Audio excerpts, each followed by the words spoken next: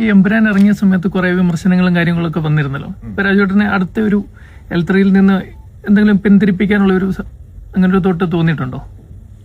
അത് വേണ്ട, അല്ലെങ്കിൽ അടുത്തൊരു ഇതിലേക്ക് പോകണ്ട, അങ്ങനെ ഒരു വിമർശനങ്ങൾ കാരണം ഒരു സിനിമ ചെയ്യാനോ ചെയ്യാതിരിക്കാനോ അങ്ങനെ ഒരു തീരുമാനം എടുക്കുന്ന ഒരാളല്ല ഞാൻ. ഇപ്പൊ ഒരു സിനിമ എനിക്ക് ഇപ്പൊ എമ്പുരാൻ എന്ന് പറഞ്ഞ സിനിമ ഇഷ്ടപ്പെടാത്ത ഒരുപാട് ആൾക്കാരുണ്ടാവും. പക്ഷെ എന്നിരുന്നാലും എനിക്ക് തോന്നുന്നു ഇൻ ജനറൽ അതിന്റെ ഒരു അടുത്ത ഭാഗം വേണമെന്ന് ആഗ്രഹിക്കുന്ന ഒരുപാട് പേരുണ്ട്.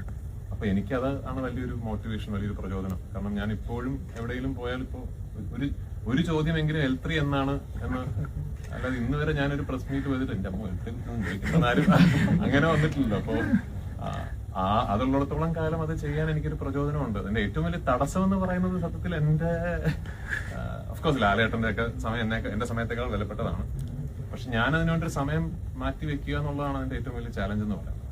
പിന്നെ എനിക്ക് അല്ലാതെ 1-2 കമ്മിറ്റ്മെന്റ്സ് ഉണ്ട് ഡയറക്ടോറിയൽ. അത് കമ്മിറ്റ്മെന്റ്സ് എന്ന് വെച്ചാൽ ഞാൻ സിനിമ ചെയ്യാമെന്ന് ഞാൻ ഒരു മോറലി ഒബ്ലിഗേറ്റഡ് ആയിട്ടുള്ള 1-2 പ്രൊഡ്യൂസേഴ്സും ഒക്കെ ഉണ്ട്. അപ്പൊ അതിന്റെയൊക്കെ കാര്യങ്ങൾ നോക്കണം.